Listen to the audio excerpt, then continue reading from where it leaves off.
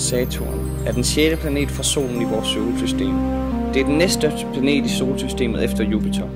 Saturn kendes på sine markante ringe, som består af utallige små is- og stenpartikler.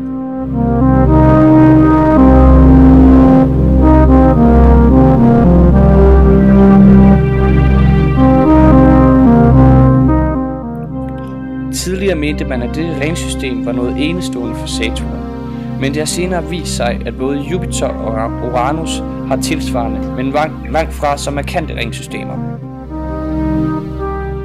Saturns ringsystem består af en masse mindre ringe, som er navngivet fra A til G. Per 2005 kendes hen ved et halvt 100 måner, der kredser omkring Saturn.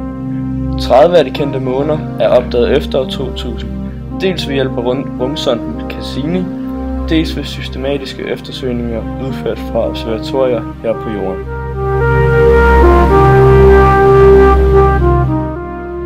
Som de andre jovianske planeter er Saturn en gasplanet. Den anslås at indeholde 97% brint, 3% helium og 0,2% metan. Observerer man Saturn gennem et teleskop, ser man ned i dens atmosfære til et tryk på ca. 1 atm. Her består atmosfæren af molekylær brint. Beregninger viser, at længere nede vil brinten gradvist optræde som en væske. Der er ikke tale om en egentlig væskeoverflade, men en gradvis overgang til en flydende form.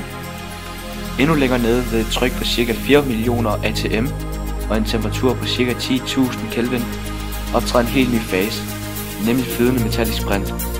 I denne tilstand er brinten ioniseret og opfører sig som et flydende og elektrisk ledende metal.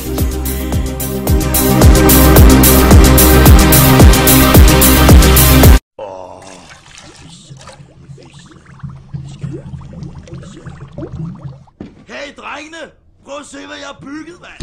En tisboble af tis. Prøv at se. Det er ligesom urin-squash. Vis mig Aalborg. Ola har lavet ny sport ud på toilettet med sin tis. Det var dog satans. Må man så bede om noget nat?